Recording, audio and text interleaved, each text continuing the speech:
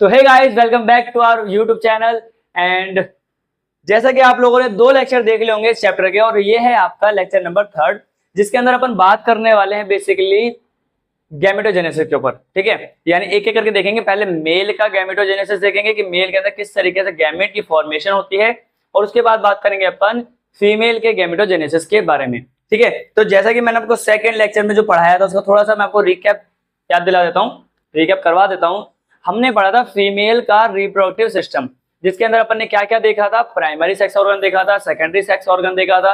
ठीक है, primary sex organ हमारा फीमेल के अंदर होता है ओवरी, एंड फिर अपन ने ओवरी का एक डायग्राम देखा था। ओवरी का एक डायग्राम देखा था जिसके अंदर मैंने आपको बताया था कि ओवरी जो है वो यूट्रस और पेल्विक वॉल के बीच में पाई जाती है। ठीक है, दो लिगामेंट के थ्रू वो सस्पेंडेड रहती है, मतलब क्या रहती है, हैंग रहती है। ओके, दोनों मैंने आपके लिगामेंट का नाम बताया था, एक का नाम होता है ओवेरियन लिगामेंट और दूसरे का नाम होता है आपका सस्पेंसरी लिगामेंट। क्लियर? तो ये दोनों लिगामेंट आपको याद भी रखने हैं। देन फिर मैंने बताया था कि ओवरी जो है, ओवरी का जो स्ट्रोमेटल टिश्यू है वो दो पार्ट में डिवाइड होता है। पहला होता है आपका पहला जो होता है वो होता है कॉर्टेक्स, दूसरा होता है आपका मेडुला। क्लियर? उसके बाद अगर आगे चले तो मैंने एक आपको सेक्शनल व्यू दिखाया था ओवरी का। उसके बाद हम गए थे कहाँ, सेकेंडरी सेक्स ऑर्गन के पास, जिसके अंदर हमने देखा था कि फैलोपियन ट्यूब होता है, यूट्रस होता है, सर्विक्स होता है, और एट द एंड में हमने क्या देखा था उसके अंदर, सर्वाइकल कैनाल। क्लियर? फिर उसके बाद हमने फैलोपियन ट्यूब देखा। फैलोपियन ट्यूब के अंदर 3 पार्ट्स देखे थे, जो कि मैंने सब बताया था आपको कौन कौन से पार्ट होते हैं। फिर हमने एक रिप्रोडक्टिव स्ट्रक्चर देखा था प्रॉपर फीमेल का कि कैसा दिखता है ना। उसके बाद हम कहाँ गए थे, फीमेल का हमने देखा था external genitalia. And I hope so कि बहुत लोगों का उस स्ट्रक्चर को देखने के बाद जो कॉन्सेप्ट था वो क्लियर हुआ होगा। फिर हमने मेमरी ग्लैंड पर अपने लेक्चर को खत्म किया था। ओके, तो ये था हमारा पूरा सेकेंड चैप्टर के बारे में इंट्रो, मतलब वो ओवरव्यू। अब बात कर लेते हैं आज के लेक्चर की। तो स्टार्ट करते हैं today's lecture with the intro. My name is Zafar Shaikh and आप देख रहे हैं ट्राइमोटिव। तो आज का जो लेक्चर होने वाला है वो रहने वाला है गैमेटोजेनेसिस के ऊपर। और जैसा कि हमने पहले ही लेक्चर में पढ़ा था, गैमेटोजेनेसिस 2 टाइप का होता है, मेल में अलग, फीमेल में अलग। तो पहला टॉपिक हम पढ़ने वाले हैं स्पर्मेटोजेनेसिस। अब जो स्पर्मेटोजेनेसिस है, इसका सिंपल सा मतलब होता है फॉर्मेशन ऑफ स्पर्म। ठीक है, इसका मतलब होता है फॉर्मेशन ऑफ स्पर्म्स, यानी कहीं ना कहीं मेल गैमेट के बनने की हम बात करने वाले हैं यहाँ पर। दूसरी बात याद रखना, स्पर्मेटोजेनेसिस कब होना स्टार्ट होता है मेल में, तो याद रखना ये हो जाता है एट द प्यूबर्टी। ये कब स्टार्ट होता है, इट स्टार्ट या इट इनिशिएट एट प्यूबर्टी। जब भी लड़कों के अंदर प्यूबर्टी आती है तब क्या होता है, स्पर्मेटोजेनेसिस होना स्टार्ट होता है। और प्यूबर्टी की एज जो दी जाती है वो आपका 12 से लेकर 14 साल के आसपास क्या माना जाता है। ठीक है, अब क्या होता है जब ये प्यूबर्टी आई तो कोई पूछे आपसे कि स्पर्मेटोजेनेसिस प्यूबर्टी के टाइम पे ही क्यों होता है, तो वहां पर आपको देखने को मिलता है सफिशिएंट अमाउंट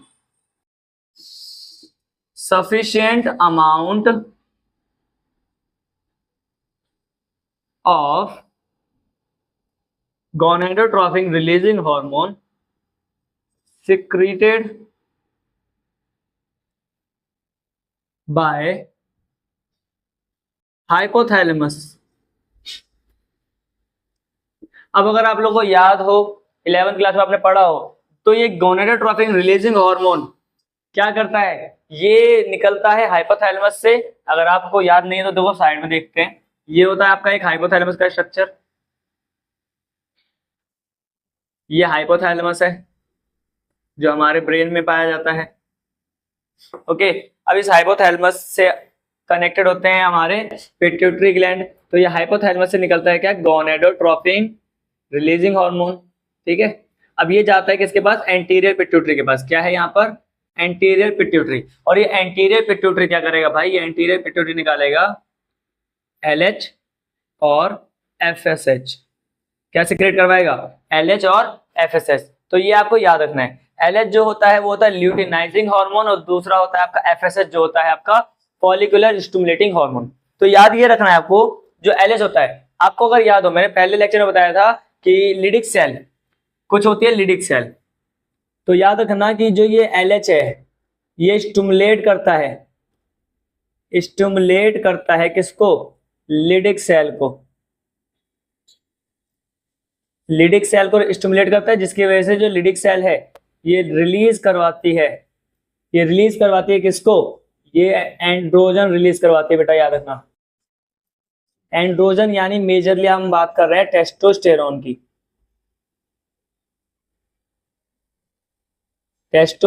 की। ओके, यानी गोनेडोट्रोपिन रिलीज हार्मोन कहां से निकला? हाइपोथैलेमस से निकला। कब निकलेगा? बहुत ज्यादा अमाउंट में निकलता है। कब? हमारे 12 से लेकर 14 साल की उम्र तक बच्चों में निकलना स्टार्ट हो जाता है, मेल्स के अंदर। फिर वो जाता है एंटीरियर पिट्यूटरी के पास। एंटीरियर पिट्यूटरी निकालता है 2 हार्मोन, एक है आपका LH और दूसरा है आपका FSH।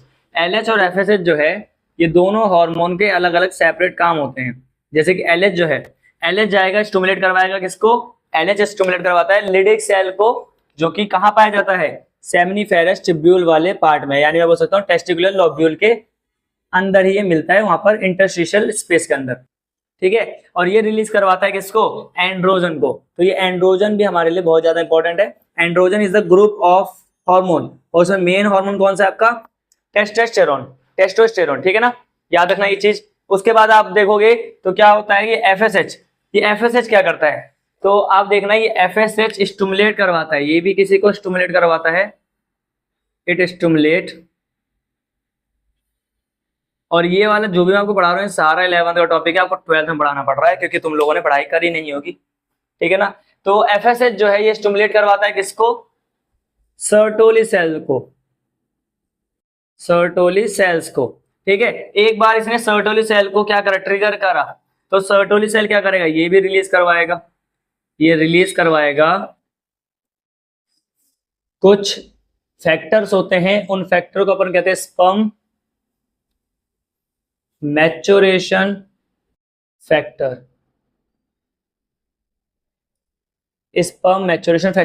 और जो ये आपका स्पर्म मैच्योरेशन फैक्टर है, ये स्पर्म मैच्योरेशन फैक्टर बेटा बहुत इंपॉर्टेंट है। जैसे कि ये टेस्टोस्टेरोन, ये स्पर्म बनाने के लिए इंपॉर्टेंट है, और ये उन स्पर्म को बड़ा करने में, उनको नरिशमेंट प्रोवाइड करने में या मैच्योर करवाने में उसके लिए इंपॉर्टेंट होता है। तो देखो मैंने आपको पूरा समझा दिया यहाँ पर कि किस तरीके से 2 हार्मोन सिक्रीट होते हैं बाय हाइपोथैलेमस। मतलब आप बोलोगे हाइपोथैलेमस से तो एक ही निकलता है, एंटीरियर पिट्यूटरी से 2 हार्मोन निकलते हैं। ओके भाई, तो अब अपन देख लेते हैं कि ये कब से कब तक होता है। याद रखना मेल्स के केस में, यानी आदमियों के केस में ये स्टार्ट रहता है, यानी स्पर्मेटोजेनेसिस ओल्ड एज तक भी चल रहा होता है, यानी बूढ़े लोगों के अंदर भी हमें क्या देखने को मिलता है? स्पर्मेटोजेनेसिस देखने को मिलता है। It continue in old age. ठीक है तो यहां तक समझ में आ गया होगा आप लोगों को कि किस तरीके से स्पर्मेटोजेनेसिस का मतलब क्या होता है। तो यानी स्पर्म की फॉर्मेशन कब स्टार्ट होता है? तो ये 12 से लेकर 14 साल की उम्र में स्टार्ट हो जाता है। कब होता है? जब आपके पास GnRH जो है ये बहुत ज्यादा सफिशिएंट अमाउंट में होता है, ये देख लेना, तब ये स्टार्ट होता है, और बूढ़े लोगों में भी ये होता रहता है। ठीक है भाई, उसके बाद याद रखना, अब देखेंगे अपन प्रोसेस ऑफ स्पर्मेटोजेनेसिस। तो यही देख लेते हैं,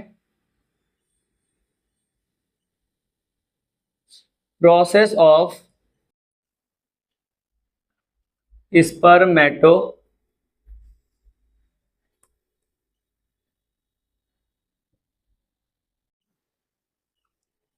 तो स्पर्मेटोजेनेसिस के अंदर क्या होता है? देखो बहुत सारे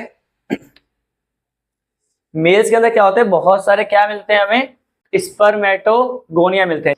तो जैसा कि आप लोगों को अगर याद हो, पहले लेक्चर अगर आप लोगों ने अच्छे से देखा हो, तो वहां पे मैंने बताया था एक सेमिनिफेरस ट्यूब्यूल के अंदर 2 सेल होते हैं। ठीक है, एक होता है मेल जर्म सेल और दूसरा होता है सर्टोली सेल। तो मेल जर्म सेल को ही मैंने बताया था कि उसे अपन स्पर्मेटोगोनिया कहते हैं। ओके, और अगर मैं सिंगुलर की बात करूं तो एक अकेले मेल जर्म सेल को अपन कहते हैं स्पर्मेटोगोनियम। ठीक है भाई, तो याद रखना कि मान लो ये आपके पास एक स्पर्मेटोगोनिया है जिसकी क्या होती है, प्लॉइडी होती है 2n, यानी डिप्लॉयड होता है। ओके, और इसके अंदर क्या होता है, जब ये अंदर सेल के अंदर पड़ा रहता है, मतलब बिना किसी स्पर्मेटोजेनेसिस के, तो इनके अंदर डिवीजन हो रही होती है, और जो डिवीजन होती है वो कैसी होती है, माइटोटिक। तो यहाँ पर आप देख रहे हो माइटोटिक। तो जो ये स्पर्मेटोगोनिया है बेटा, याद रखना ये क्या है, मेल जर्म सेल। ठीक है, ये एक मेल जर्म सेल है जिसको अपन दूसरी लैंग्वेज में, सरल भाषा में स्पर्मेटोगोनिया भी बोल सकते हैं, या एक अकेली सेल को स्पर्मेटोगोनियम भी कहा जाता है। ठीक है, तो यहाँ पर आपको देखने को मिल रहा है, यहाँ पर माइटोटिक डिवीजन हो रहा है, जिसकी वजह से इसके जैसे ही और बन जाएंगे। ये देखो 2n 2n, फिर आगे भी ऐसे डिवीजन होंगे तो और इसके जैसे ही दो और यहाँ से भी दो और बन जाएंगे। हम जानते हैं माइटोटिक डिवीजन जब भी होता है तो प्लॉइडी पे कोई भी असर नहीं होता, प्लॉइडी में कोई चेंज नहीं होता, प्लॉइडी सेम ही रहने वाली होती है। ठीक है, तो ये सब के सब जो हैं, दीज ऑल आर स्पर्मेटोगोनिया।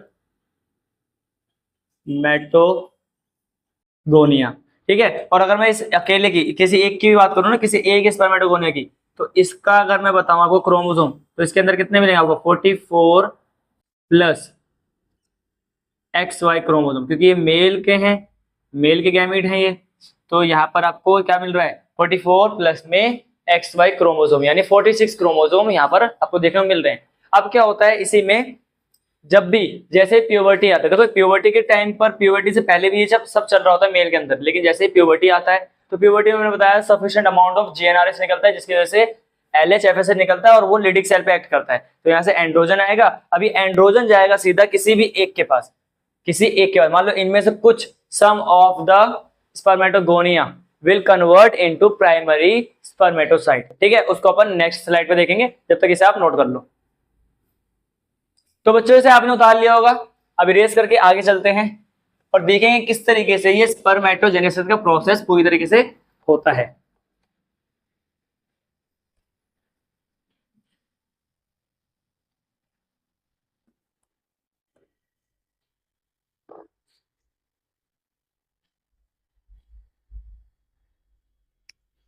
जैसा कि मैंने अभी आपको बताया कि बहुत सारे स्पर्मेटोगोनिया होते हैं, यहां बना लेते हैं, इनके अंदर माइटोटिक डिवीजन होता है,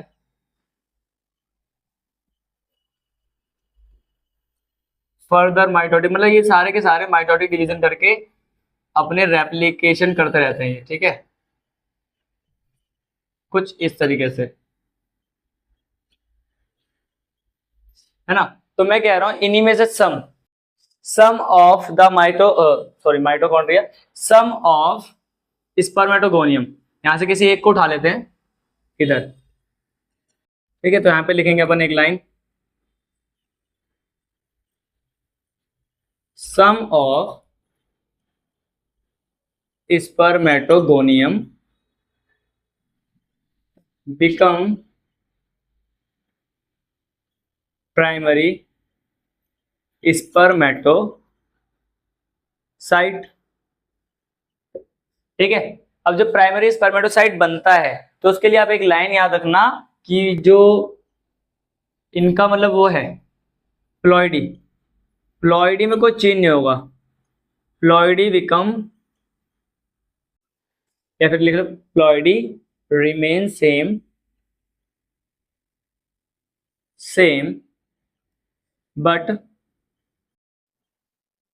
बट साइटोप्लाज्म या साइटोप्लाज्मिक कंटेंट जो होगा वो इंक्रीज हो जाएगा, ये आपको याद रखना है। ठीक है भाई, तो यहां पर आप देखोगे कि इसमें से पहले ये स्पर्मेटोगोनिया था, तो ये कैसा हो जाएगा, अब यहां पर आकर ये बड़ा हो जाएगा, और प्लॉइडी अभी भी सेम ही रहेगी। ओके, अब कि ये बड़ा हुआ कैसे, तो मैंने अभी आपको बताया कि यहाँ पर क्या था आपके पास, यहाँ पर आपके पास क्या था, हाइपोथैलेमस था, और हाइपोथैलेमस से क्या निकला था, GnRH निकला, GnRH निकला, ये यहाँ गया एंटीरियर पिट्यूटरी के पास, तो एंटीरियर पिट्यूटरी ने क्या निकाला था, वो गया था, वो LH निकाला उसने, फिर वो गया लिडिक सेल के पास, और लिडिक सेल ने रिलीज करवाया कहीं ना कहीं एंड्रोजन। एंड्रोजन में निकला टेस्टोस्टेरोन। टेस्टोस्टेरोन, और यही टेस्टोस्टेरोन कहाँ आएगा, यहाँ पर। यही टेस्टोस्टेरोन कहाँ पे आता है, इस वाले पार्ट पर आता है। कहाँ पर, स्पर्मेटोगोनिया को प्राइमरी स्पर्मेटोसाइट बनाने के लिए। तो हम क्या लिखेंगे कि जो ये चीज है ये कुछ और नहीं, ये आपका प्राइमरी स्पर्मेटोसाइट है। ठीक है, जिसकी अगर हम बात करें कि क्रोमोसोम के नंबर की, तो वो अभी भी कितना ही है, वो अभी भी 44 प्लस XY है। ओके, अब क्या होता है जब प्राइमरी स्पर्मेटोसाइट बन जाता है, तो प्राइमरी स्पर्मेटोसाइट के अंदर होता है फर्स्ट टाइम मियोसिस। ठीक है, या बोल सकते हो आप मियोटिक डिवीजन। तो वो देख लेते हैं। तो यहां से क्या होगा कि पहली बार हमें मियोटिक डिवीजन देखने को मिलेगा, और वो डिवीजन जो होता है वो साइड में लिखेंगे हम कि यहाँ क्या हो रहा है, मियोसिस फर्स्ट। और मियोसिस फर्स्ट जो होता है बेटा, याद रखना, वो होता है रिडक्शनल डिवीजन, यानी वो आपको रिडक्शन दिखाता है। अब जाके आप पहली बार देखोगे कि जो प्लॉइडी होगा, प्लॉइडी में चेंज आएगा, होगा तो यहाँ पर भी 1 से 2 ही बनेंगे, अभी भी यहाँ पर 1 से 2 ही बनेंगे, बट चेंज क्या आ जाएगा कि यहाँ पर प्लॉइडी घट जाएगी, और यहाँ पर इनका साइज कैसा हो जाएगा, नॉर्मल, कुछ इस तरीके से। ये हो गया आपका 2n, सॉरी 2n नहीं, ये हो जाएगा आपका n, और ये भी हो जाएगा n। ठीक है, ये जो बने हैं इनको हम कहते हैं सेकेंडरी स्पर्मेटोसाइट। ये क्या है, सेकेंडरी स्पर्मेटोसाइट। ठीक है, और हर एक स्पर्मेटोसाइट के अगर मैं क्रोमोसोम गिनवाऊं आपको, तो इसका हाफ कर दो। ठीक है, तो इसका हाफ हो जाएगा 22 प्लस x कर दो, या फिर y कर दो, XY कर लो आराम से। और यहाँ पर भी है स्पर्मेटोसाइट है, तो यहाँ पर 22 प्लस y, हो सकता है किसी में y चला जाए, किसी में x चला जाए, मर्जी है आपकी। ठीक है भाई, आपकी क्या मर्जी है, इसमें इसकी मर्जी है। ठीक है, समझ में आया। उसके बाद क्या होता है, यहाँ पर दूसरी बार होता है, सेकेंड टाइम होता है मियोसिस सेकेंड। तो यहाँ नीचे जाओगे थोड़ा, तो यहाँ से 2 बनेंगे सेल, फिर सिमिलरली यहाँ से भी नीचे जाओगे तो यहाँ से मिलेंगे आपको 2 गैमेट। ठीक है, और यहाँ पर हम लिखेंगे कि यहाँ पर हो रहा है हमारा मियोसिस सेकेंड दोनों तरफ, तो बीच में ही इसको अपन मेंशन कर लेंगे, यहाँ पर हो रहा है मियोसिस सेकेंड, जो कि होता है हमारा इक्वेशनल डिवीजन। पहली बात याद रखना, पहला मियोसिस जो था वो रिडक्शनल होता है, यानी इसका आधा कर देगा, प्लॉइडी का आधा कर देगा। लेकिन दूसरा वाला जो था वो इक्वेशनल डिवीजन शो करता है, यानी उसके अंदर इक्वेशनल डिवीजन, यानी उसके अंदर किसी भी टाइप की प्लॉइडी में चेंज नहीं आता। जो प्लॉइडी यहाँ है वही प्लॉइडी आगे वाले सेल में फर्दर बनने वाली है। ठीक है, तो इनको अपन यहाँ देख लेते हैं। मान लो जो ये बना है, तो आपको क्या मिलेगा, 4 टाइप की सेल मिलेगी, N N N और N। अब ये क्या बन गए आपके, 4 स्पर्मेटेड बन गए। क्या बन गए, ये बन जाते हैं आपके 4 स्पर्मेटेड। तो ये देख रहे हो आप, ये है आपके स्पर्मेटेड। क्लियर, कितने बन रहे हैं यहाँ पे आप देखोगे नंबर में, अगर आप देखोगे तो ये 4 है। ठीक है भाई, अब ये स्पर्मेटेड 4 है, और जैसा कि मैंने आपको बताया, देखो यहां से अगर आप देख रहे हो LH आया लिडिक सेल के पास, लिडिक सेल ने एंड्रोजन निकाला, और एंड्रोजन की वजह से पूरा प्रोसेस होकर आपको 4 स्पर्मेटेड मिल गए, यानी 4 स्पर्म ऑलमोस्ट बन चुके हैं। लेकिन अब दोबारा से यहाँ LH निकला था, तो इसी के बगल में FSH भी निकल रहा होगा, यानी फॉलिकल स्टिमुलेटिंग हार्मोन, और वो क्या करेगा, वो इन चारों के पास लेकर आएगा स्पर्म मैच्योरेशन फैक्टर, और जिसकी वजह से क्या देखने को मिलेगा, हमें देखने को मिलेगा कि जो स्पर्मेटेड थे ये आगे जाकर कहीं ना कहीं मिच्योर हो गए,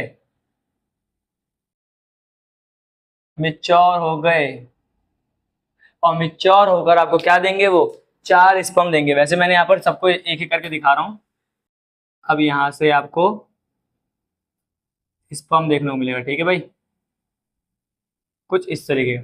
टोटल कितने स्पर्म मिलते हैं, ये बन गया आपका स्पर, दूसरा कलर लेंगे, ये आपका कहलाता है स्पर्मेटोजोआ, स्पर्मेटोजोआ, जो कि यहाँ पर अगर आपसे कोई पूछ ले कि कितने बनते हैं तो बता देना भाई कि ये नंबर में ये भी कितने होते हैं, 4 ही होते हैं। बनाए मैंने एक है, आप चाहो तो यहाँ से एक एक करके बना लेना, 4 दिखेंगे, अदरवाइज आप देख लो यहाँ पे 4 स्पर्मेटोजोआ मिले हैं, यानी यहाँ पर आपको 4 स्पर्म मिल गए हैं। यहाँ से जो ये प्रोसेस हुआ स्पर्मेटोजेनेसिस था, यहाँ से जो ये हुआ है ये स्पर्मियोजेनेसिस है, जिसके अंदर अपन कहते हैं कि स्पर्म जो था स्पर्मेटिड से स्पर्मेटोजोआ में कन्वर्जन को अपन क्या कह देते हैं, स्पर्मियोजेनेसिस। तो ये कुछ कुछ वर्ड लिख लेते हैं अपन, जैसे कि मैंने बोला अभी स्पर्मेटोजेनेसिस, जो कि अपन अभी पढ़ ही रहते हैं। इसमें क्या होता है, ये ऐसा प्रोसेस होता है, the process in which spermatid form from male germ cell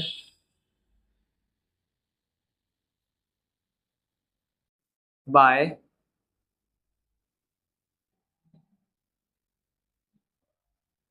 meiotic division।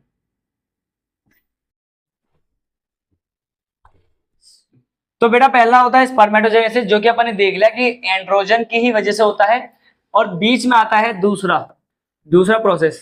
पहला प्रोसेस तो ये हो गया, दूसरा प्रोसेस आप लिखोगे स्पर्मियोजेनेसिस।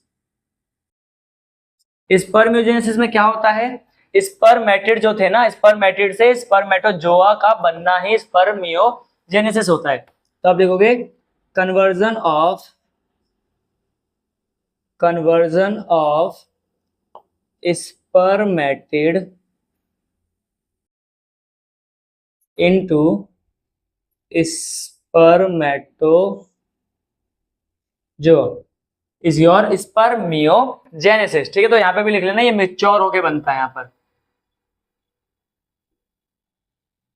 ठीक है, आफ्टर मेच्योरेशन आपको ये देखने को मिलता है। क्लियर, तो इसको नोट डाउन कर लो। इसके बाद फिर अपन आगे देखेंगे एक और प्रोसेस जिसे कहते हैं स्पर्मिएशन। तो बच्चों आपने इसे उतार लिया होगा। अब चलिए आगे के प्रोसेस को देखते हैं। जनरली हमें अब देखना ये है कि किस तरीके से स्पर्मिएशन होता है। अब ये स्पर्मिएशन होता क्या वो देखो, जैसे कि मैंने आपको अभी बताया स्पर्मियोजेनेसिस होता है। तो स्पर्मियोजेनेसिस के बाद आफ्टर स्पर्मियोजेनेसिस जो स्पर्मेटिड है या स्पर्मेटोजोआ है वो रिलीज हो जाता है from the seminiferous tubule and this process is called as spermiation. ठीक है, अब इतनी सारी बात जो मैंने आपको बोली है उसको पहले समझ लेते हैं। जैसे कि मैं आपको समझाना चाह रहा हूँ, ये देखो यहाँ पर आपके पास एक डायग्राम है, ऐसा एनसीईआरटी डायग्राम दे रखा है, ठीक है, ये डायग्राम है। आप देखोगे एनसीईआरटी ने बहुत सारे इसी के अंदर डायग्राम में दिखाए हैं कि इसके आसपास कुछ सेल्स हैं। ये जो सेल्स बना रखे ना एनसीईआरटी ने, ये सारी की सारी सेल्स कुछ और नहीं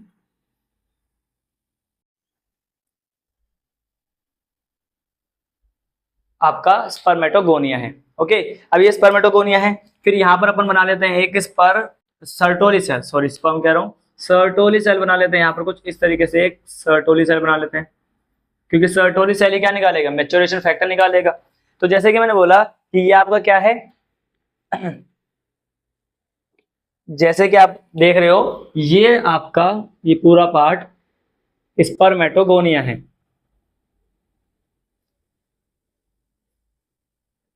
चलो, तो बेटा ये क्या है, ये मैंने अभी बताया था, ये क्या होता है, स्पर्मेटोगोनिया। अब स्पर्मेटोगोनिया या स्पर्मेटोगोनियम क्या करते हैं, आगे जाके कन्वर्ट हो जाते हैं आपके प्राइमरी स्पर्मेटिड के अंदर या स्पर्मेटोसाइट के अंदर, अभी बताया था मैंने आपको। तो यहाँ पर अपन बना लेंगे कि यहाँ पर जो भी ये सेल बनाऊंगा मैं, तो ये आपका क्या कहलाएगा, ये प्राइमरी स्पर्मेटोसाइट है। ठीक है, यहाँ देख लेते हैं, ये जो सेल बना रहा हूं मैं ये प्राइमरी स्पर्मेटोसाइट है, यहाँ लिख लेते हैं, ये हो गया प्राइमरी स्पर्मेटोसाइट। सिमिलरली फिर एनसीईआरटी ने दिखाया कि इसी के ऊपर ये चीजें थोड़ा सा और ऊपर जाएंगी और कुछ ऐसा डायग्राम बनाएंगे। ओके, और इसको फिर उसने कहा है कि ये आपका सेकेंडरी स्पर्मेटोसाइट है।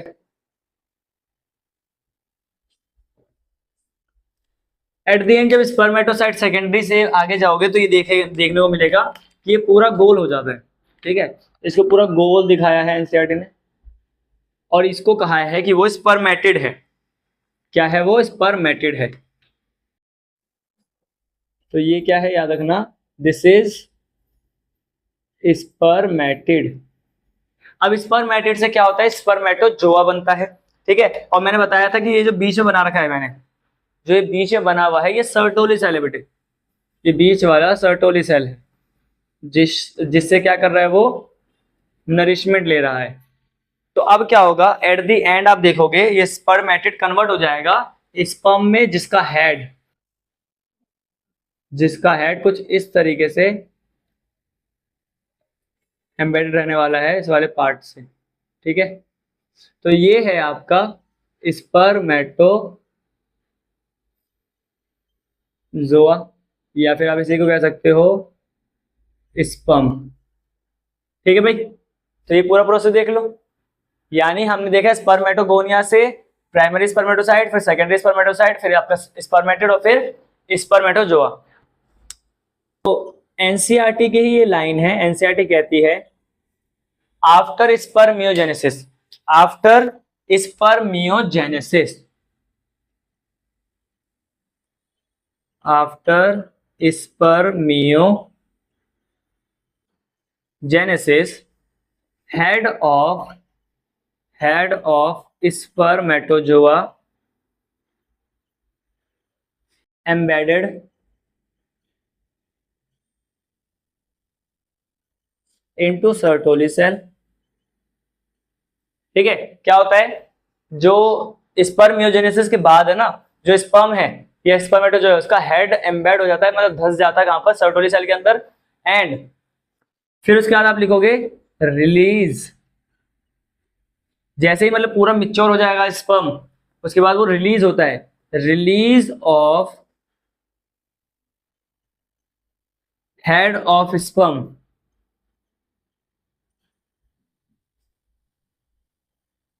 फ्रॉम सर्टोली सेल, या फिर आप लिख सकते हो release of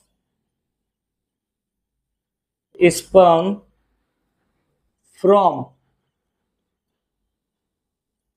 seminiferous tubule.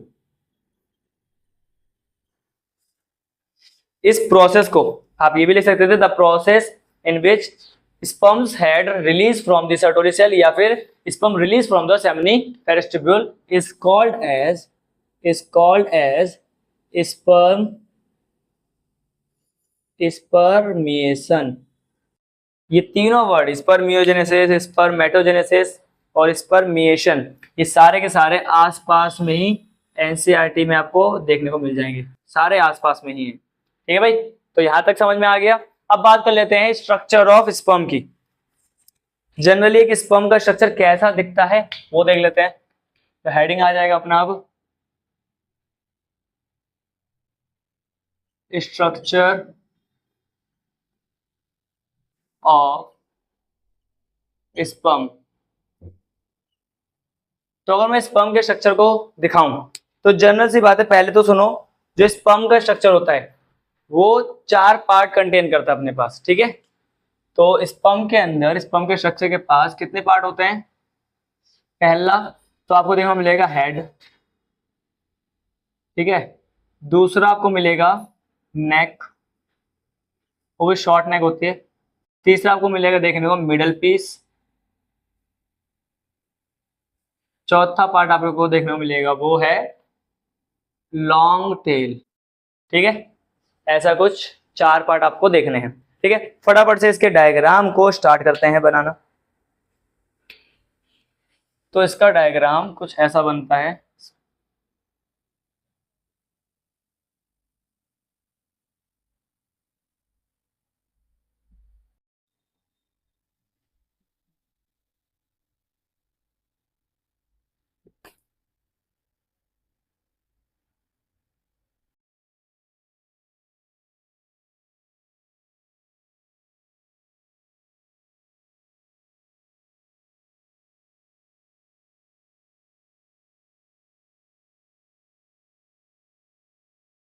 Sperm का डायग्राम अगर आप देखोगे तो ये कुछ इसी तरीके से नजर आता है। यहाँ पर आपको मिलता है सेंट्रियोल और यही चीज आगे इस तरीके से बाहर निकलती है। एंड इस वाले पोर्शन पे आपको दिखेगा कुछ माइटोकॉन्ड्रिया। ठीक है, तो यहाँ बना लेते हैं माइटोकॉन्ड्रिया।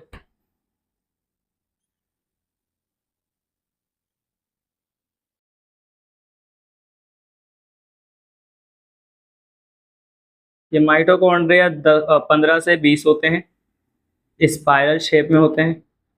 ओके, एंड फिर यहाँ पे हमें दिखता है सबसे हेड पर टॉप पर, यहाँ मिलता है हमें कुछ एक्रोजोम।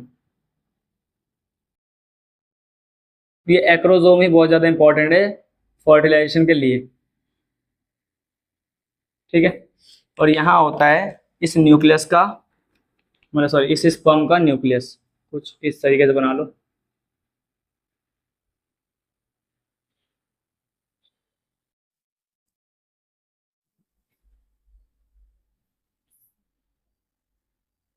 तो इस डायग्राम की लेबलिंग करने आएगी भाई आपको, तो कर लेना, लेबलिंग के लिए क्वेश्चन आता है। ठीक है, तो लेबलिंग करने के लिए फिर वही अपन पॉइंटर्स का यूज करेंगे जैसे पहले किया था लास्ट क्लास में। इस पॉइंट के बारे में बताओ, ये क्या है, ये क्या है, देन ये बताओ क्या है। उसके बाद ये वाला पॉइंट देख लो क्या है। फिर उसके बाद यहाँ पर यही चीज देखोगे अगर आप, तो पूछेगा कि ये क्या है। यहाँ पर ये हेड देख रहे हो, ये पूछ सकता है आपसे क्या है। उसके बाद ये वाला पार्ट देखोगे अगर आप, तो ये क्या है। ये सारे के सारे आपको लेबलिंग मैं बता रहा हूँ, आपको याद रखना है। ठीक है, पेपर में आपको ऐसे मिल सकता है, ऐसे लिखकर वो आपको दे देंगे कि बताओ ए क्या है, बी क्या है, सी क्या है। तो अपन भी ऐसे कर लेते हैं, मान लो ये मैं बोल देता हूँ, दूसरा मार्कर लेकर करेंगे। ये मान लो ये है ए, उसने बोला what is A, B, C, D, E, F, G और ये एच, ये क्या है। तो आप ऐसे ऐसे अगर आप बना के चलते हो ना तो आपको आसानी होती है। ठीक है, मैंने पहले भी लेक्चर में बताया था। तो अगर आप ए को देखोगे तो ए रिप्रेजेंट कर रहा है एक्रोजोम, जो कि कुछ और नहीं हाइड्रोलिटिक एंजाइम्स होते हैं। ठीक है, बी से अगर आपसे पूछे कि बी क्या है तो बी बता देना इट इज हेड। ये हेड है जो दो चीजों को कंटेन करता है, एक्रोसोम प्लस न्यूक्लियस। ये सी क्या है, सी क्या है तो बता देना इट इज हैप्लॉइड न्यूक्लियस। ये क्या है आपका हैप्लॉइड न्यूक्लियस है, जो कि 22 प्लस एक्स वाई, मतलब ये लेके बैठा है 22 प्लस में वाई। ठीक है, हो सकता है एक्स हो तो आप एक्स वाई लेके चलो, सही है वो एक्स वाई कुछ भी हो सकता है इसके अंदर। फिर डी पूछे तो बता देना कि डी पॉइंटर जो है वो शो कर रहा है डिस्टल, डिस्टल सेंट्रियोल, जो क्या क्या क्या बना रहा है आपके लिए। तो ये डिस्टल सेंट्रियोल कुछ और नहीं आपके लिए, ये फ्लैजेला, ये टेल की फॉर्मेशन कर रहा है। ठीक है, और आपको पता हो कि सेंट्रियोल अपना कुछ 9+2 अरे का अरेंजमेंट करते हैं, याद है क्या 11th क्लास वहां पढ़ा था अपन ने। ठीक है, उसके बाद बात कर लेते हैं जो ई पॉइंट है। ये ई पॉइंट क्या रिप्रेजेंट कर रहा है, तो ये रिप्रेजेंट कर रहा है आपका middle piece, middle piece represent कर रहा है। और ये एफ जो है, ये एफ रिप्रेजेंट कर रहा है, ये एफ रिप्रेजेंट कर रहा है माइटोकॉन्ड्रिया को, माइटोकॉन्ड्रिया। ये माइटोकॉन्ड्रिया भाई, माइटोचॉन्ड्रिया नहीं है ये। ओके, अब एफ की बात करें तो एफ कुछ और नहीं, ये एफ रिप्रेजेंट कर रहा है आपका प्लाज्मा मेम्ब्रेन को।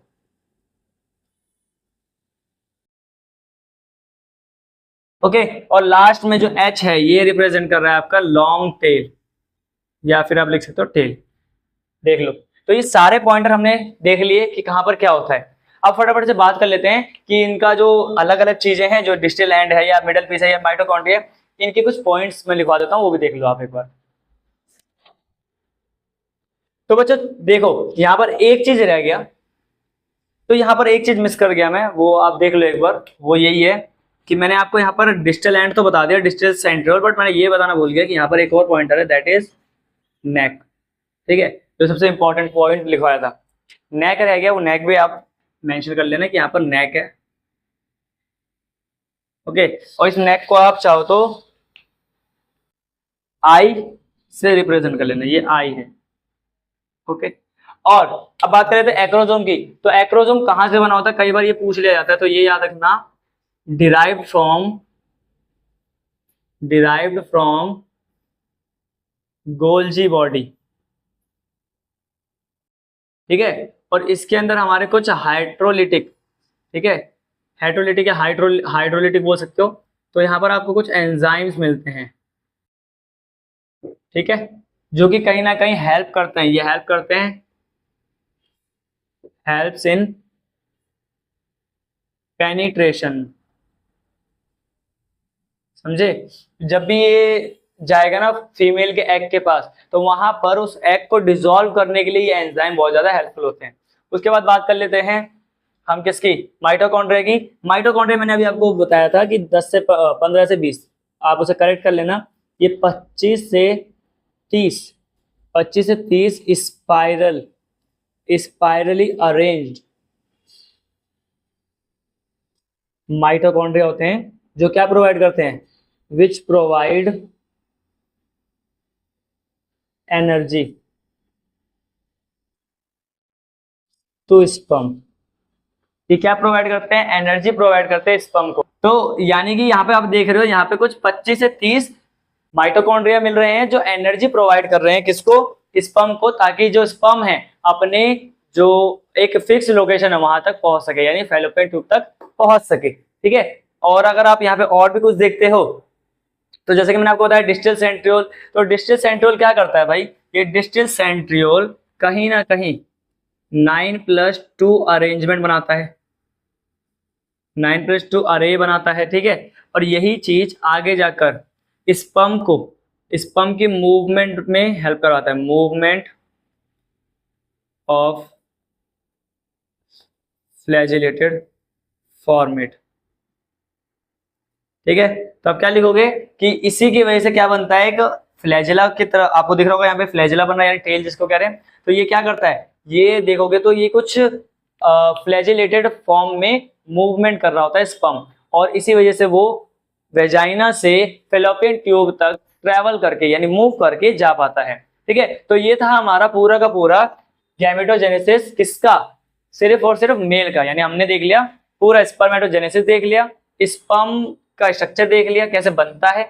ठीक है, इसमें क्या क्या इंपॉर्टेंट, तो ये सारे के सारे जो भी पॉइंटर लिखवाए हैं ये सारे के सारे आपके लिए इंपॉर्टेंट है। उसके बाद फिर अपन ने देख लिया कि क्या स्पर्मिएशन क्या होता है, स्पर्मेटोजेनेसिस क्या होता है, और स्पर्मियोजेनेसिस क्या होता है। अब इसको एक बार उतार लो, फिर उसके बाद अपन देखेंगे oogenesis के बारे में। ठीक है, सब कुछ देखेंगे oogenesis होता क्या है, oogenesis के अंदर क्या क्या चीजें, क्या क्या स्टेप इंपॉर्टेंट है।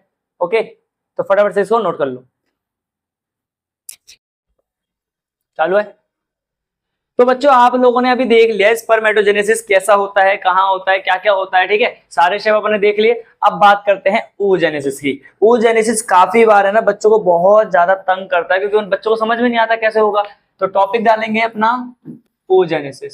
ठीक है, और अब देखेंगे, और तुम्हारे सारे डाउट oogenesis के मैं यही खत्म कर दूंगा कि ये क्या चीज है। पहली बात, oogenesis का मतलब होता है द फॉर्मेशन ऑफ ओवा, फॉर्मेशन ऑफ ओवा। ठीक है, सिंपल सी बात, हमें इतना ही रखता है क्योंकि डेफिनेशन इंपॉर्टेंट नहीं है, कॉन्सेप्ट इंपॉर्टेंट है। दूसरी बात कि जो ये oogenesis होता है ये कब स्टार्ट होता है, तो आप लिखोगे इट इनिशिएटेड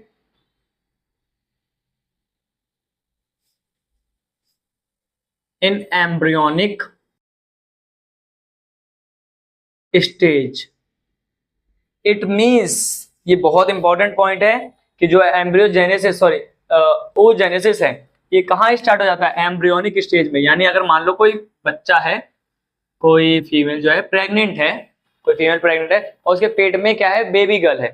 ठीक है, उसके पेट में बेबी गर्ल है, तो उस बेबी का जो बेबी पेट में है उसके जो बेबी पेट में है ना, वहीं से उस लड़की का oogenesis स्टार्ट हो जाता है। दोबारा सुन लो, मैं कह रहा हूं अगर कोई लड़की पेट में है, ठीक है, माँ के पेट में है, तो उस लड़की का oogenesis उसके माँ के पेट में से ही स्टार्ट हो जाता है, यानी आपको समझ में आ गया, it started in embryonic stage. और याद रखना कि जो oogenesis है, ये oogenesis स्टॉप हो जाता है, it stops at menopause. Okay भाई, देखो हमने ना स्पर्मेटोजेनेसिस में देखा था कि वहां पर कोई भी ऐसा लिमिट नहीं था कि जहां पर स्पर्मेटोजेनेसिस रुक रहा हो, लेकिन फीमेल के केस में रुकता है। फीमेल के केस में जो oogenesis है वो एक टाइम पर आकर रुक जाता है। वो टाइम पीरियड कौन सा है? मीनोपोज। और ये मीनोपोज क्या होता है? ये उम्र याद रखना है, एनसीईआरटी बताती है 45 से 50 ईयर्स के आसपास लेडीज के अंदर, फीमेल के अंदर क्या होता है? oogenesis यानी ओवा बनना, एग बनना रुक जाता है। दैट्स द रीजन कि 50 या फिर 50 से अबव एज की जो फीमेल्स होती हैं वो आगे जाके प्रेग्नेंट नहीं हो सकती। वहीं जो मेल्स होते हैं 80-80 साल के बच्चे, मतलब 80-80 साल के लौंडे, समझ रहे हो, 80-80 साल के लौंडे, वो भी क्या हो सकते हैं? बच्चे पैदा कर सकते हैं किसी और फीमेल के साथ सेक्स करके, समझ रहे हो? तो ये पॉइंट बहुत इंपॉर्टेंट हो जाता है। उसके बाद अगर मैं आपको और भी चीजें बताऊं तो याद रखना, पूरे oogenesis के अंदर हमें ये ध्यान देना है, एक चीज वो होती है फॉलिकल्स और दूसरी होती है oocyte, ठीक है? तो याद रखना, अपन देखेंगे जो oocyte है, oocytes, ये प्रेजेंट होता है इनसाइड फॉलिकल्स। अब ये कैसे, तो मैं आपको समझाता हूं, ठीक है? अभी अपन समझ लेते हैं वो चीज कैसे। एनसीईआरटी बताती है कि जो आपका बर्थ से पहले है, बर्थ से पहले की बात कर रहा हूं मैं, बिफोर बर्थ, ठीक है? तो यहां देख लेते हैं, बिफोर बर्थ, इट मीन्स हम कह रहे हैं फेटल लाइफ, फेटल लाइफ। जो फीटल लाइफ होते हैं ना फीमेल्स की, उसके अंदर बहुत सारे, फीटल लाइफ के अंदर बहुत सारे, so many millions, a couple of millions of oogonia, आप लिखोगे a couple millions of oogonia present, ठीक है? क्या होता है कि पैदा होने से पहले लड़कियों के अंदर बहुत सारे oogonia पाए जाते हैं। तो इस बात पे भी थोड़ा सा ध्यान देना कि मिलियंस मिलियंस oogonia पाए जाते हैं। लेकिन वहीं अगर आप देखो तो धीरे धीरे वक्त के साथ क्या होता है कि जब बेबी पैदा हो जाती है, ठीक है, बेबी गर्ल जब पैदा होती है, तो पैदा होने से लेकर प्यूबर्टी तक, ठीक है, पैदा होने से प्यूबर्टी के एज आते आते उनके ये सारे सारे के सारे मिलियंस ऑफ जो oogonia थे ना, ये सारे क्या कर जाते हैं? डीजेनरेट कर जाते हैं। तो यही लिख लेते हैं इस चीज को,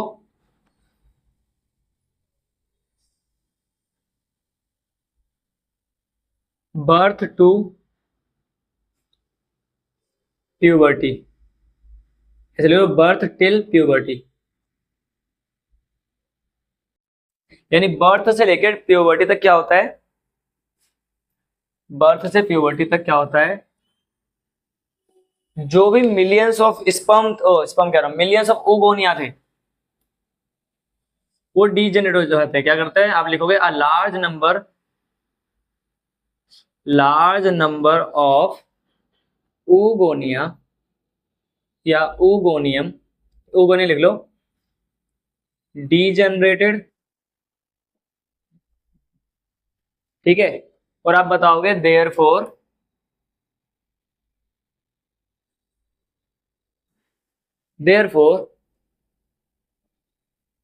60,000 to 80,000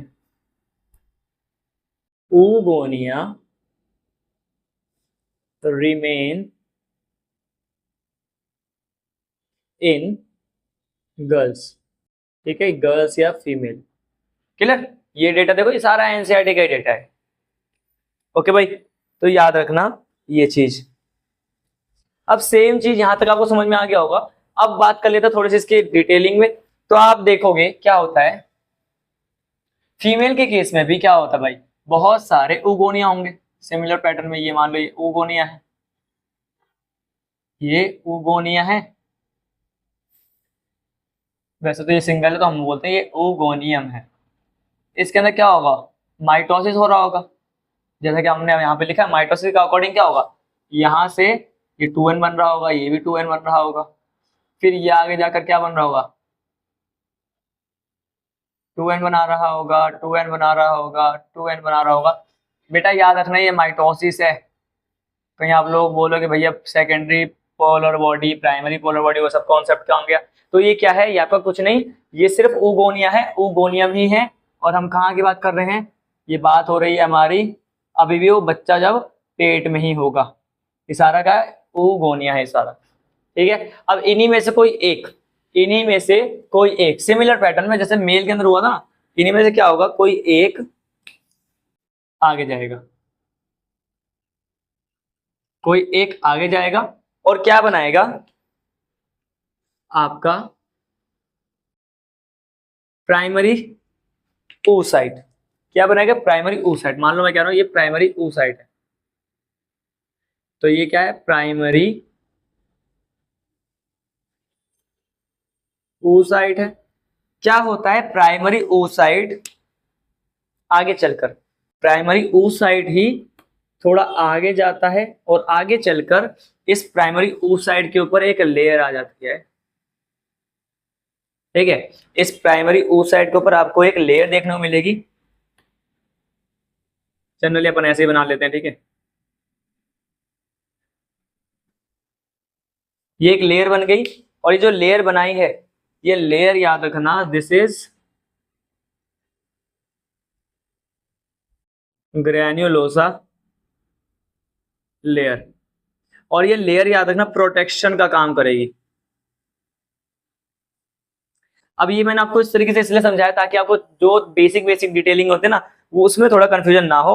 यहां पर आप गौर से देखो, जो ये चीज है, अब ये चीज कहलाती है हमारी प्राइमरी फॉलिकल। ठीक है भाई, प्राइमरी oocyte और प्राइमरी फॉलिकल में क्या डिफरेंस है, तो वो आपके सामने है।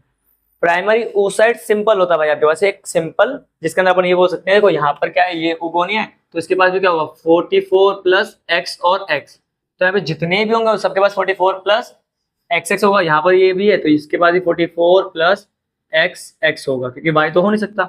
इधर भी देखोगे प्राइमरी फॉलिकल के अंदर ये देख रहे हो, ये ब्लैक वाला, तो ये ब्लैक वाला क्या है, प्राइमरी oocyte है।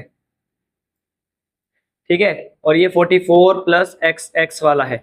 क्लियर, यानी ग्रेनुलोसा लेयर आ जाती है तो वो पूरा का पूरा स्ट्रक्चर कहलाता है हमारा प्राइमरी फॉलिकल। ठीक है, तो अब यहां से थोड़ा सा और अपन लेवल को ऊपर करेंगे, देखेंगे difference between primary follicle, secondary follicle, tertiary follicle और ग्राफियन फॉलिकल तक का स्ट्रक्चर। तो फटाफट एक बार इसको उतारो, मुझे क्लीन बोर्ड चाहिए। तो बच्चों आपने इसे उतार लिया होगा। ठीक है, अब फटाफट से बात करेंगे अपन सबसे बढ़िया टॉपिक जो है डिफरेंस बिटवीन फॉलिकल्स। ठीक है, कैसा फॉलिकल, कहाँ का फॉलिकल, फॉलिकल जो प्राइमरी फॉलिकल था या प्राइमरी प्राइमरी जो स्पर्मेटोस सॉरी प्राइमरी oocyte था, वो किस तरीके से कहाँ चला जाता है, मेटाफेज 1 के प्रोफेज 1 में डिप्लोटिन वाले स्टेज में अरेस्ट हो जाता है। ठीक है, ये चीज नहीं बताई मैंने, जस्ट अभी देखेंगे, वेट एंड वॉच। यहां हमारा टॉपिक आएगा, टॉपिक का नाम है डिफरेंस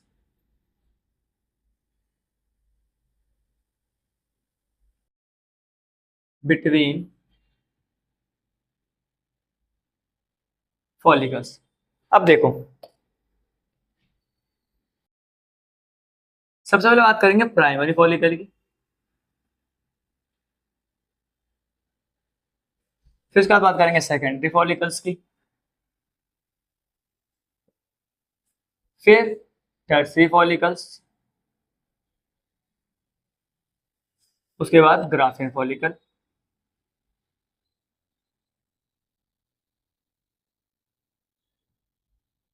और एक बात और बता दो तुम लोगों को, ये सारा का सारा जो भी मैं बता रहा हूँ ये सब एनसीईआरटी में मेंशन्ड है, जहां पर आपको याद होगा जो स्पम वाला डायग्राम है ना, स्पम वाले डायग्राम के पास जो भी पैराग्राफ दे रखा है उसके अंदर अच्छे से अगर आप पढ़ते हो तो वहां पर हर एक चीज को अंडरलाइन करना, क्योंकि वहां पर सारी चीज दे रखी है।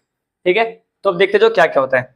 जी प्राइमरी फॉलिकल होता है, अभी मैंने बनाया था प्राइमरी फॉलिकल, आपने अगर देखा हो तो कैसा था, उसके अंदर हमने देखा कि एक ऐसा स्पर्मेटोसाइट था जिसका खुद का न्यूक्लियस होगा उसके पास, ना न्यूक्लियस होगा तो उसके पास क्रोमोसोम वगैरह भी होंगे।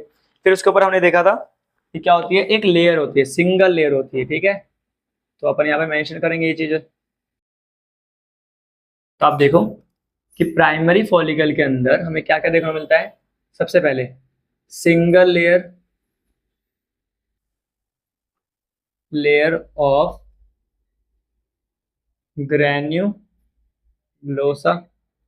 दूसरी चीज यहां पर आप देख रहे हो कि ये क्या है, ये प्राइमरी oocyte है। यहाँ पर हमें एक चीज और मिलती है, प्राइमरी oocyte।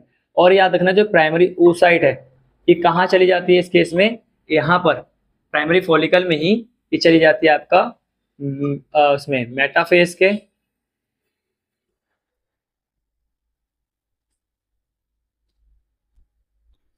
तो ये प्राइमरी oocyte चली जाती है मियोसिस पे, तो ये चली जाती है मियोसिस 1 के प्रोफेज 1 में। और प्रोफेज 1 में भी याद रखना कौन सी स्टेज में जाती है, प्रोफेज 1 में डिप्लोटीन वाले स्टेज में, डिप्लोटीन की स्टेज होती है। इसके अंदर आपका ये प्राइमरी oocyte क्या हो जाता है, अरेस्ट हो जाता है बेटा। ओके, ये क्या हो जाता है, अरेस्ट हो जाता है। ठीक है, अभी भी आपका ये जो प्राइमरी फॉलिकल है ये कहाँ की बात हो रही है, ये आपका अभी बर्थ के फीटल लाइफ से बर्थ तक की बात कर रहे हैं अपन, फीटल से बर्थ तक की बात कर रहे हैं। जब अपन मैं वो लिखवाऊंगा ना आपको ग्राफ जो ऐसा दे रखा है वहां पे आपको क्लियर हो जाएगा सब। उसके बाद आप देखोगे सेकेंडरी फॉलिकल, तो सेकेंडरी फॉलिकल में आप देखोगे तो क्या होता है, यहाँ पर ग्रैनुलोसा की लेयर और बढ़ते जाएगी। ठीक है, लेयर ऑफ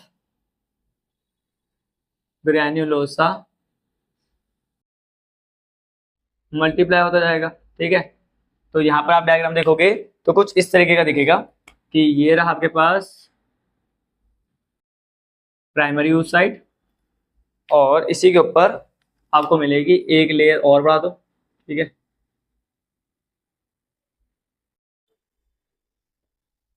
कुछ इस तरीके से।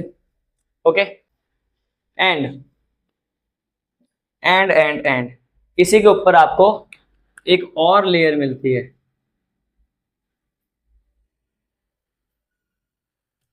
तो आप अगर यहाँ पे गौर से देखते हो तो यहाँ पे आपको तीन चीजें मिल रही है। पहला, अगर कोई आपसे पूछे कि व्हाट इज दिस तो आप उसको मेंशन करोगे। फिर कोई पूछे ये क्या है, ग्रीन, अब बताओगे। फिर कोई पूछे कि रेड क्या है तो आप बताओगे। ठीक है, तो देखो इसके अंदर जो ये वाला अंदर वाला, तो ये तो आपको पता है अभी प्राइमरी oocyte है जो कि अरेस्ट हो रखा था। ये आपका जो है ये थीका लेयर है, थीका की लेयर होती है यहाँ पर।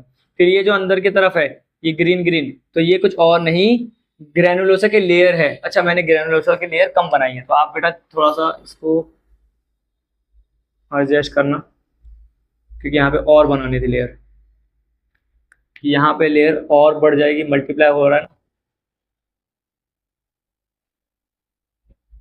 इस तरीके से कुछ और बढ़ जाएगी। तो हमारे एरो दोबारा बना लेते एक बार।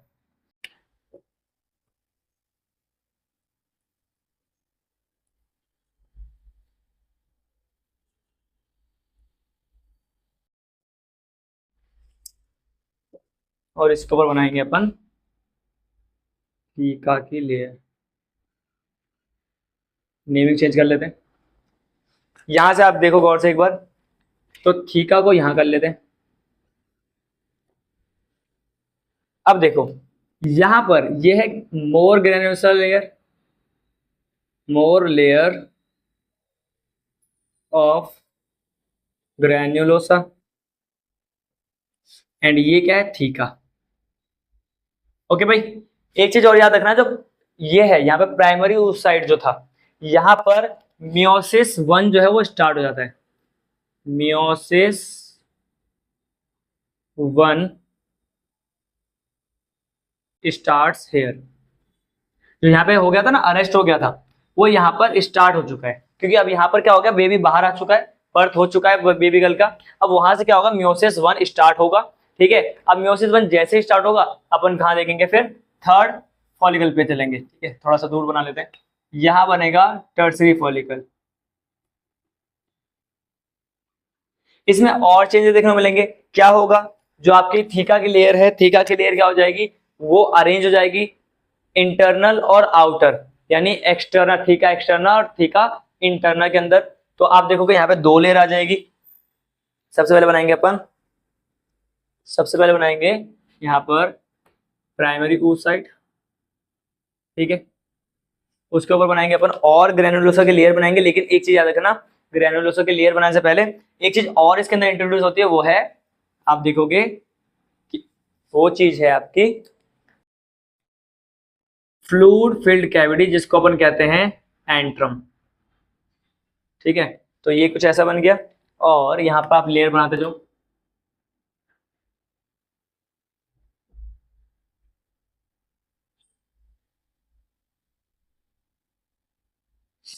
और लेयर बनाने के साथ एक चीज याद रखना, यहाँ पर आप एक फ्लूइड फिल्ड कैविटी बनाओगे, कुछ इस तरीके से बना लेना।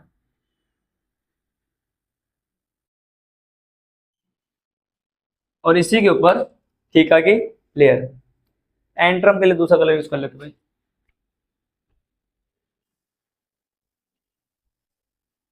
क्योंकि एंट्रम अगर इससे बनाएंगे तो थीका भी तो दिखाना है अपने को, तो थीका के लिए रेड कलर यूज कर रखा है अपन ने। अब दोबारा से क्या करो, ग्रेनुलोसा की लेयर को और बढ़ा लो, क्योंकि कहीं ना कहीं ग्रेनुलोसा लेयर हमारे पास बहुत सारी हो गई यहाँ पर आते आते।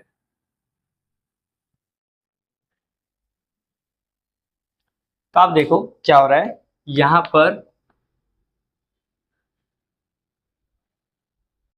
लेयर 1 और लेयर 2 में डिवीजन हो गया। ठीक है, अब इसके अंदर आप क्या करोगे, पॉइंटर बनाओगे अगेन सेम। ये क्या चीज है, ये यहाँ पे 2 लेयर है, ये क्या है। बाकी आप अगर और देखना चाहते हो तो ग्रीन वाले को भी मार्क कर सकते हो। तो देखो यहाँ पे क्या हो रहा है, इस केस में यहाँ पर आपके पास एंट्रम जो होता है फ्लूइड फिल्ड कैविटी। फिर यहां अगर आप देखोगे तो ये है थीका एक्सटर्ना, जो कि बाहर की तरफ है। ये है थीका इंटरना। यहां देखोगे तो ये आपका अभी भी प्राइमरी oocyte है, लेकिन यहाँ कुछ चेंज आएगा, अभी देखो मैं बताऊंगा। और यहाँ पर आपका वही है same, more layer of granulosa. एक चीज याद रखना, यहां पर मैं लिख देता हूं साइड में, मियोसिस जो 1 हो रहा था वो यहां पर कंप्लीट हो जाता है। ठीक है, मियोसिस 1 जो है वो टर्सरी फॉलिकल पे, यानी आपका टर्सरी फॉलिकल पे क्या हो जाता है, कंप्लीट हो जाता है। और यहीं से जो हमारा प्राइमरी oocyte है ना, प्राइमरी oocyte, इस प्राइमरी oocyte में आप देखोगे मियोसिस होगा। मियोसिस होगा तो आपको 2 चीजें मिलेगी, मियोसिस होगा तो आपको 2 चीजें मिलेगी यहाँ देखने को। वो दोनों चीजें यहाँ पर दिखा देता हूँ आपको एक बार।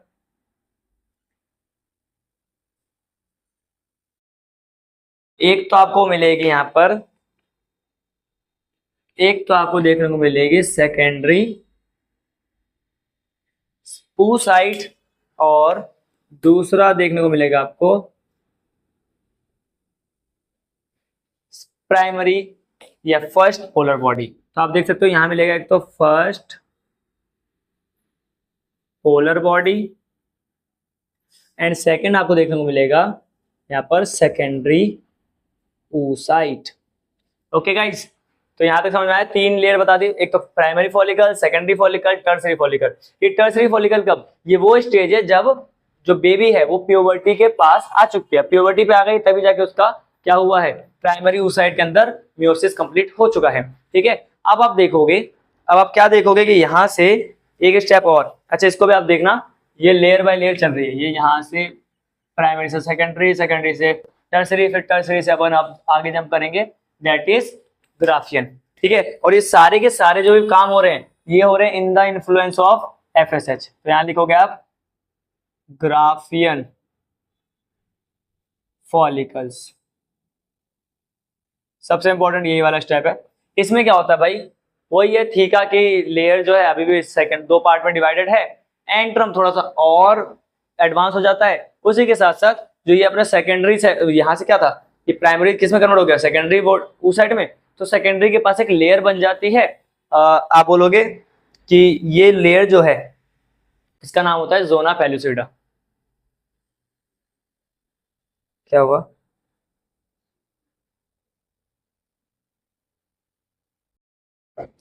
तो देखो बना लेते हैं। सबसे पहले सेम चीज यहां पर आप बनाओगे। अब ये जो है ये सेकेंडरी उस साइड है, याद रखना। इसके आसपास सबसे पहले आप बनाओ एक छोटी सी लेयर, एक छोटी सी लेयर।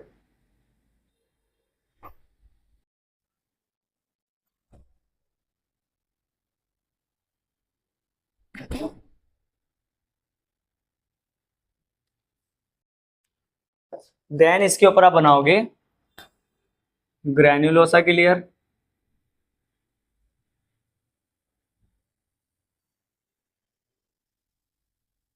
फिर बना लेना जो ये एंट्रम था ना, एंट्रम, ये एंट्रम यहाँ पे पूरी तरीके से मिच्योर हो जाता है, फुल्ली डेवलप एंट्रम होता है। देखने में लग रहा होगा दोनों छोटे छोटे, लेकिन ये बड़ा है क्योंकि हमारे बोर्ड छोटा पड़ रहा है भाई, इसलिए। और यहाँ पे आप इसको क्या कर लेना, पूरी तरीके से फिल्ड कर लेना।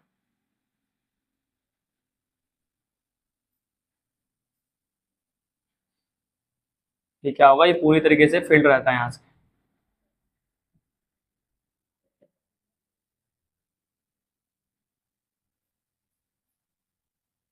कुछ इस तरीके का स्ट्रक्चर ये अब देखने में लगता है। गोल नहीं होगा भाई, आप गोल बना लेना, मैं पहले बता रहा हूँ।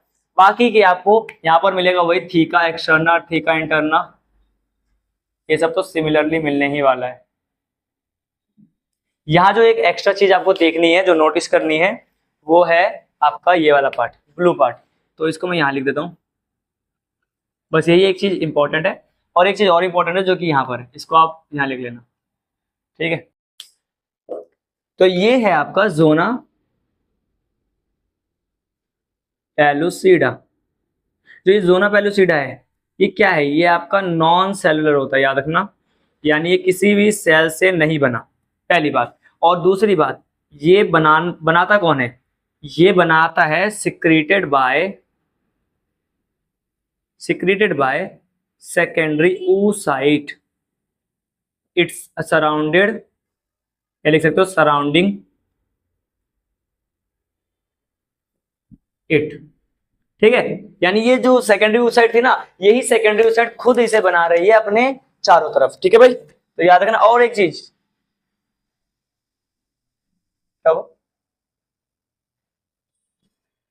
एक चीज और याद रखना, ये जो है वो है आपका सेकेंडरी oocyte। ओके, एंड ये आपका फुल्ली डेवलप्ड एंट्रम है। ओके, यहां लिख देते हैं एंट्रम। ये आपका फुल्ली डेवलप एंट्रम है। तो देखो बेटा, एक बार इस चीज को अच्छे से देख लो। मैंने क्या बताया, आपके पास प्राइमरी फॉलिकल है, प्राइमरी के अंदर आप देखोगे तो ये प्राइमरी oocyte होता है, उसके ऊपर एक सिंगल लेयर ऑफ ग्रैनुलोसा आ जाती है। ठीक है, और यहाँ पर आपका जो प्राइमरी oocyte है वो कहाँ चला जाता है, मियोसिस 1 के प्रोफेज 1 के डिप्लोइडिन स्टेज में। याद रखना, मियोसिस 1 में अरेस्ट हो जाता है, लेकिन कईयों को ये याद नहीं होता कौन सी स्टेज होती है वो। तो याद रखना वो स्टेज होती है डिप्लोइडिन स्टेज, प्रोफेज 1 में जाता है। ठीक है, अरेस्ट हो जाता है यहाँ पर। क्लियर। अब ये वाली स्टेज कब थी, बच्चा जब पेट में था, पेट से बाहर निकला, तो जब तक उसका मेच्योरेशन आ रहा था, जब तक वो चाइल्डहुड में था, तब तक ये स्टेज है। फिर अब जैसे वो सेकेंडरी फॉलिकल में बनाएगा तो वहां पर बहुत सारी ग्रैनुलोसा की लेयर बन जाएगी, नई नई। ठीक है, तो देखो यहाँ पे प्राइमरी oocyte अभी भी मोर ग्रैनुलोसा की लेयर बन गई, और थीका बन गया, एक थीका आ गया। और ये थीका क्या करता है, प्रोटेक्शन करता है, प्रोटेक्शन देता है। ठीक है, अभी प्रोटेक्शन है। अब यहाँ से आप देखोगे मियोसिस 1 स्टार्ट हो जाएगा। मियोसिस 1 क्या हो रहा है, स्टार्ट हो रहा है। ओके, अब क्या होगा, यहाँ पे टर्सरी फॉलिकल है, टर्सरी फॉलिकल यहाँ पर आपका देखोगे आप मियोसिस 1 जो है पूरी तरीके से कंप्लीट हो गया। और जब ये कंप्लीट हुआ तो क्या बना आपका, यहाँ पे जो थीका था, थीका की लेयर दो पार्ट में डिवाइड होगा, थीका एक्सटर्नल, थीका इंटरनल में, ठीक है। और आपको एक नई चीज मिलेगी, वो ये है एंट्रम, जो कि फ्लूइड फिल्ड कैविटी होती है। और इसी स्टेज पे आप देखते हो कि जो प्राइमरी oocyte है वो मियोसिस 1 कंप्लीट करके डिवाइड करता है और बनाता है first polar body and second polar body. अच्छा एक चीज और, यहाँ जो ये हो रहा है ये कुछ और नहीं, ये अनइक्वल डिवीजन है, अनइक्वल डिवीजन है, क्योंकि जो सेकेंडरी oocyte है ये इसके अंदर साइटोप्लाज्मिक कंटेंट ज्यादा होता है, लेकिन जो सेकंड फर्स्ट पोलर बॉडी है ये बहुत छोटा सा होता है, ठीक है। उसके बाद आप देखोगे कि ग्राफियन फॉलिकल बन रहा है।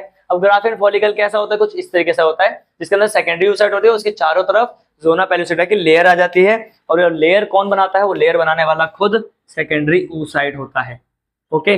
और सेकेंडरी oocyte बनाता है जोना पेलुसिडा, एक टाइप की नॉन सेलुलर लेयर होती है, और यहीं पर आपको देखने को मिलता है फुल्ली मैच्योर्ड एंट्रम, ठीक है। अब इसके बाद क्या होता है, इसके बाद एक स्टेप और होता है कि यही चीज ग्राफिन फॉलिकल आगे चलकर और ज्यादा इन्फ्लुएंस में आकर, एलएच इन्फ्लुएंस में आकर, आप देखोगे एलएच सर्च पढ़ोगे आप, जब मैं मेंशो आकर पढ़ाऊंगा ना वहां पर, कि एलएच का अमाउंट बहुत ज्यादा फुल्ली मैच्योर होकर निकलता है, जिसकी वजह से यहाँ पर उसको मतलब वो एलएच जो है ना वो इसको स्टिमुलेट करता है ग्राफिन फॉलिकल को, कि भाई आप यहाँ से सेकेंडरी oocyte को बाहर निकालो। तो जैसे कि सेकेंडरी oocyte निकलेगा यहाँ से, चाहो तो यहीं देख लो, यहां से क्या होगा, इस स्टेप के आगे आप आगे जाओगे कुछ इस तरीके से, तो यहां से सेकेंडरी oocyte बाहर आ जाएगा, सेकेंडरी oocyte बाहर निकल जाएगा, और जैसे सेकेंडरी oocyte यहां से बाहर निकलेगा तो ये पूरा का पूरा स्ट्रक्चर कन्वर्ट हो जाएगा आपका कॉर्पस ल्यूटियम के अंदर, जो कि हमने थोड़ी देर पहले भी देखा था, अगर आपको याद हो तो ये कुछ ऐसा देखने को दिखेगा, कुछ अजीब सा फ्लावर आप बना सकते हो, वरना आप तो जैसे मर्जी बनाओ। ये आपका क्या बन गया, कॉर्पस ल्यूटियम, ठीक है भाई।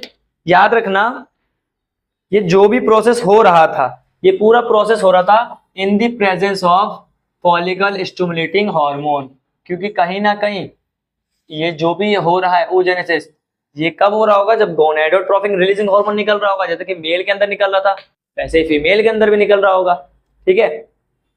तो मेल के अंदर भी एलएच और एफएसएच निकल रहा था, फीमेल के अंदर भी एलएच और एफएसएच निकल रहा होगा, निकलता ही है, होगा क्या।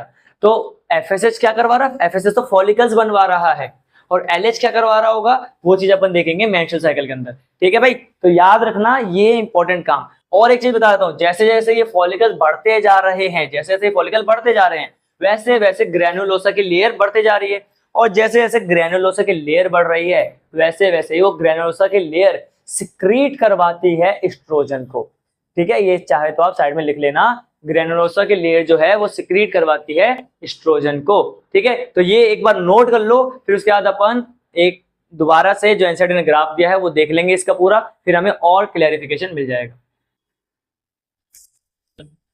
तो बच्चों आप लोगों ने इसे उतार लिया होगा, है ना, उतार लिया होगा। चलिए इरेज किया जाए, इसको इरेज करके फिर आगे चलेंगे। सांसों की माला पे सिमरों में तेरा नाम, तेरा अगर तुम्हें नाम ही जपना है तो बायोलॉजी के अंदर oogenesis का नाम जपो बच्चों, तुम्हें बहुत काम आएगा। सबसे पहले अब जैसे कि मैंने आपको बता दिया difference between the follicles, okay. अब आपने अच्छे से देख लिया प्राइमरी फॉलिकल, सेकेंडरी, टर्सरी और ग्राफियन। अब इसी को अपन ग्राफ के थ्रू समझते हैं, मतलब जो दिखा रहा है ना आपको एनसीईआरटी के अंदर, आप बोल सकते हो क्या है वो, लाइन ग्राफ। तो उसमें क्या दिखाया गया सबसे पहले समझो, समझना ये चीज कि मान लो यहां पर क्या है, ऊगोनिया है, ये मैं कह रहा हूं ये ऊगोनिया है। अब यही ऊगोनिया आपस में डिवाइड कर रहे होंगे, जैसे कि मैंने आपको समझाया, यहाँ से 2n बना, फिर यहाँ से 2n बना, ऐसे ये आगे चलते जाएंगे, ओके। ये ऊगोनिया आ गया, ऊगोनिया, इन्हीं में से कोई एक ऊगोनिया को लेके चलेंगे अपन, किसी एक को रैंडमली उठा लेते हैं। मान लो मैंने इसको उठाया, उसको आगे देखते हैं, ये आपका क्या है, ऊगोनिया था। अब इस ऊगोनिया में, ये ऊगोनिया मैं बोल रहा हूं, ये ऊगोनिया नहीं, ये अब आगे जाके कन्वर्ट हो गया किसमें, प्राइमरी oocyte में, ठीक है, प्राइमरी oocyte में।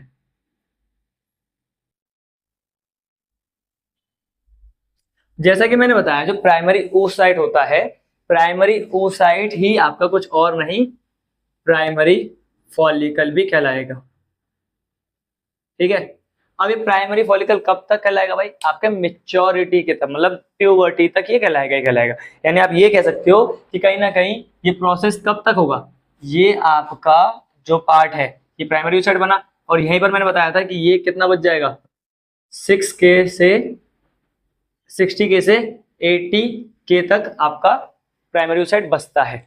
ओके, और ये सारा कुछ अभी आपका प्यूबर्टी से पहले का है।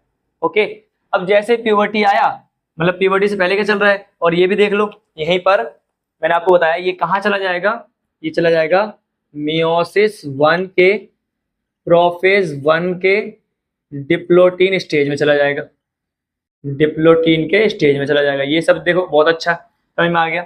और मैं क्या कर रहा हूँ, अभी भी ये आपका बर्थ से, कहाँ से, फीटल लाइफ से बर्थ तक की बात हो रही है, ये फीटल लाइफ से बर्थ तक की बात हो रही है। क्लियर है? अब जैसे ही क्या होगा, मैंने कहा कि यहां से आगे गए, और यहां पर हमने क्या कहा, मियोसिस मैंने स्टार्ट करवाया।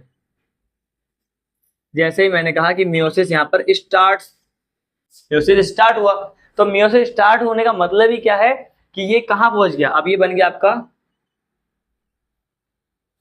Secondary follicle. ठीक है, ये क्या बन गया आपका सेकेंडरी फॉलिकल। ये चीज देखो, ये आपका बन गया सेकेंडरी फॉलिकल बन गया, लेकिन अभी भी इसके अंदर प्राइमरी oocyte है। ठीक है, प्राइमरी oocyte ही है। फिर जैसे ही आपके पास और आगे चलोगे आप, अभी भी ये क्या है, मियोसिस स्टार्ट हुआ है बेटा, खत्म नहीं हुआ। तो देखो, अगर मैं बोलूं यहां से यहां तक, लाइन सीधी क्यों नहीं खींचती, यहां से यहां तक, यहां से यहां तक आप देखोगे तो ये फीटल लाइफ टिल बर्थ, यहां तक का पहला केस आप देख रहे हो। ओके, लेकिन फिर वहीं अगर मैं देखूं यहां से, इस वाले पार्ट से और नीचे तक अगर आप जाते हो, सेकेंडरी oocyte तक आप बोल रहे हो, ठीक है, तो ये आपका पहुंच जाता है कहां तक, बर्थ से आप देखोगे तो birth to birth till puberty. ठीक है, टिल प्यूबर्टी। अब जैसे ही प्यूबर्टी पे आ गए, प्यूबर्टी थोड़ा और खींच के जाते हैं इसको, क्योंकि ये टर्सरी लग जाता है। ठीक है, तो मैं कह रहा हूँ यही चीज आगे जाएगी कहाँ तक, ये चीज आगे जो बनाया मैंने, ये बन गया आपका tertiary follicle. Okay, tertiary follicle बना देते हैं इसको, ये बन गया आपका टर्सरी फॉलिकल। और आपको अगर याद हो, टर्सरी फॉलिकल के अंदर भी ये अभी क्या था, प्राइमरी oocyte ही होगा, लेकिन यहां पर हमने देखा था कि यहां पर क्या हो जाता है, यहां से स्टार्ट होता है, मतलब यहां पर मियोसिस सेकंड जो था, सॉरी मियोसिस फर्स्ट जो है वो कंप्लीट हो जाता है। अब कंप्लीट हो गया, इट मींस कि यहां से डिवीजन हो जाएगा, यहां से डिवीजन होगा, और आप देखोगे कि दो चीजें निकलेगी यहां से, इस तरीके से यहां से निकलेगा आपका, एक तो आप देखोगे कि यहाँ एक छोटा सा क्या निकल रहा है, पोलर बॉडी निकल रहा है, जो कि फर्स्ट पोलर बॉडी है, और यहाँ आपको मिलेगा एन क्या है यहाँ पर, एक चीज और मेंशन कर देते हैं यहाँ पर साइड में, कि यहाँ पर मियोसिस 1 कंप्लीट हो चुका है। अब जैसे ही कंप्लीट हो गया तो वही टर्सरी फॉलिकल, आप चाहो यहाँ टर्सरी फॉलिकल लिखो या यहाँ लिखो, बस यहाँ लिखना कि यहाँ पर जैसे टर्सरी फॉलिकल बना तो यहाँ पर आपका सेकेंडरी oocyte आ गया। अब ये क्या है, ये देखोगे तो बेटा ये है आपका सेकेंडरी oocyte, ये बन गया सेकेंडरी oocyte। अब जैसे ही आपने ये देखा कि यहाँ तक बर्थ से प्यूबर्टी तक है, अब यहाँ से स्टेप अगर आप आगे लेके जाओगे तो यहाँ से प्यूबर्टी से, इस वाले बैरियर से क्या होगा, प्यूबर्टी से जितना नीचे आप जा सकते हो वो आपका मेनोपॉज तक जाएगा, जब तक फीमेल के अंदर ये रुक ना जाए। तो आप लिखोगे प्यूबर्टी टिल मेनोपॉज। ओके भाई, मेनोपॉज तक। अब आप देखो ये सेकेंडरी oocyte था, सेकेंडरी oocyte भी क्या होता है, अरेस्ट हो जाता है आपका मियोसिस सेकंड के मेटाफेज सेकंड में। ओके, याद रखना ये भी अरेस्ट हो जाएगा। ये अरेस्ट कहाँ पे होगा, ये देखना, ये जो सेकेंडरी oocyte है ये अरेस्ट होगा कहाँ पर, आप लिखोगे मियोसिस सेकंड के मेटाफेज सेकंड में अरेस्ट हो जाएगा। कब तक अरेस्ट रहेगा ये, जब तक स्पर्म ना आ जाए। ठीक है, अब अगर यहाँ पर स्पर्म कोई आ जाता है, ठीक है, मैं बोल रहा हूँ यहाँ पर मान लो किसी स्पर्म ने आकर इसको फर्टिलाइज करा, यहाँ पर आया स्पर्म, स्पर्म ने जैसे इसको टच किया,